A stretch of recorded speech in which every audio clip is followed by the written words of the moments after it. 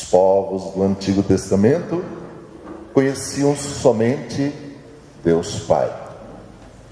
Todos os povos da antiguidade, desde Abraão, aquelas tribos de Israel, onde Deus se revelou, até a chegada de Jesus Cristo, falavam em Javé, o Pai, o Deus único.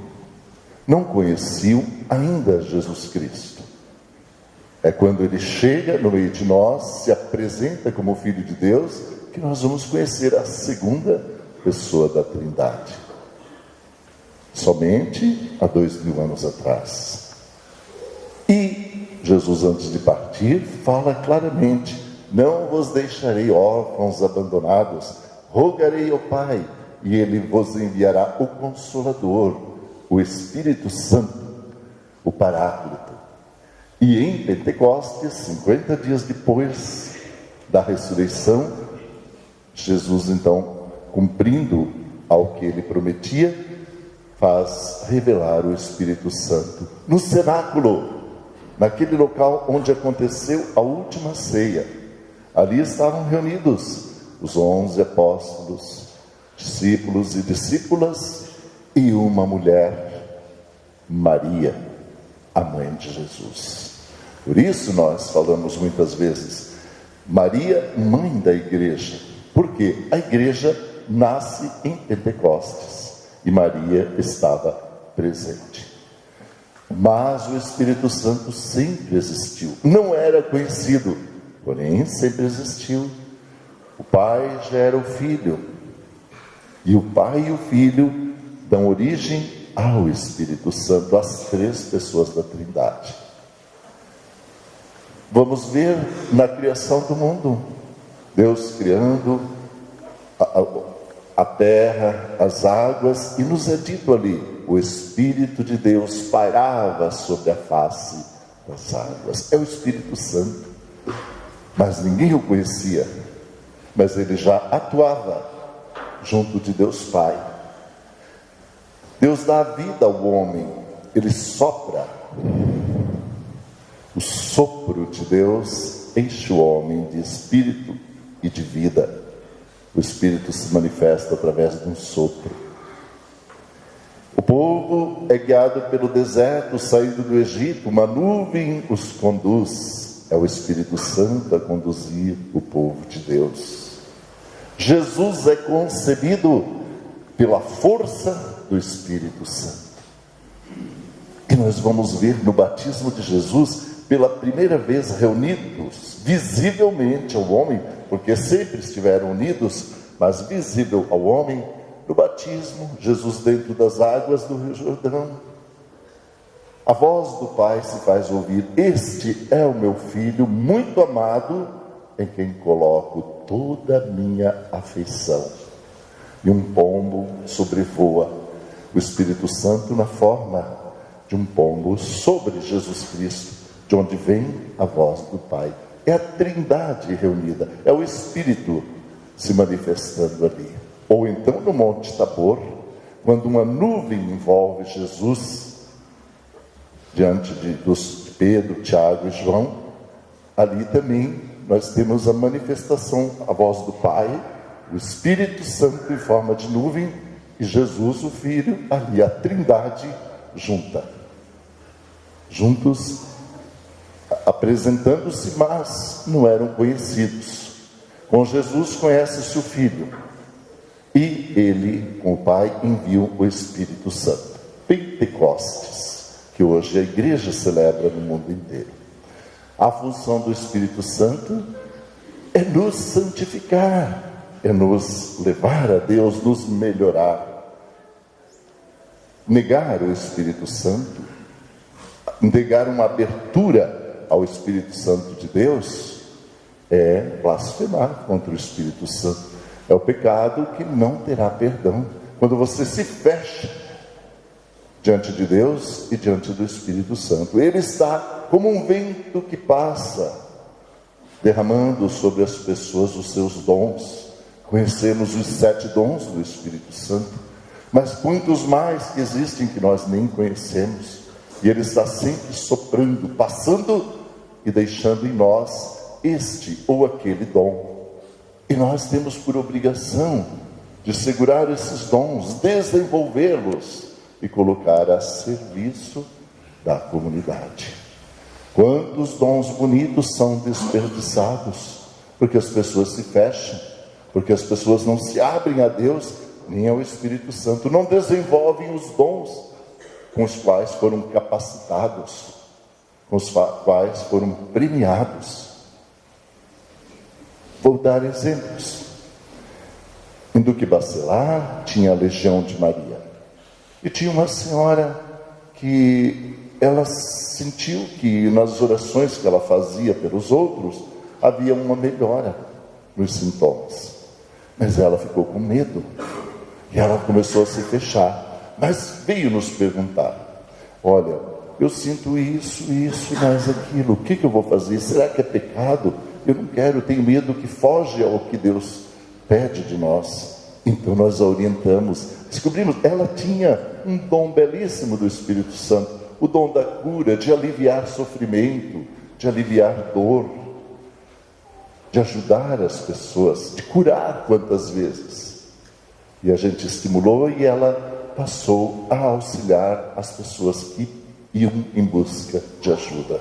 Quantas vezes eu ouvia lá da sacada da igreja de São José, ela lá embaixo, com a mão em cima sobre a cabeça de uma pessoa, rezando e pedindo, colocando em favor dos outros aquele dom bonito que ela possuía, de aliviar a dor e o sofrimento dos irmãos e irmãs. Um dos dons do Espírito Santo, que são tantos: sabedoria e discernimento. Quantas vezes nós estamos em dúvida sobre que rumo tomar ou o que fazer, e nós vamos em busca de uma pessoa em quem a gente diz: eu confio naquela pessoa, ela parece ser uma pessoa íntegra, eu vou lá me aconselhar.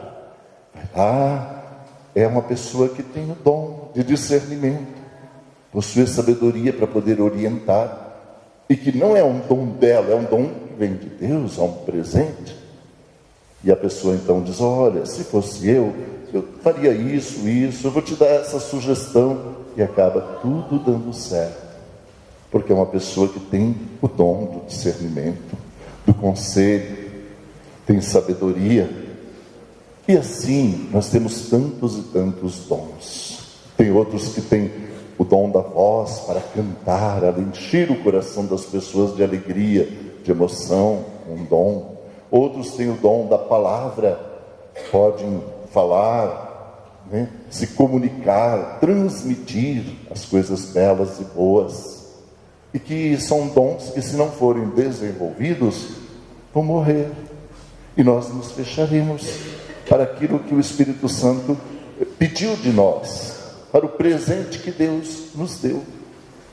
Eu recordo sempre que quando eu pensei em me tornar sacerdote, eu queria, quando criança, eu queria, depois passou, mas em adulto retornou, e eu fui visitar um frade franciscano, amigo meu, em Caraguatatuba. Lá existe um grande convento, uma grande igreja, antiguíssima, quase 400 anos, aquele prédio tem.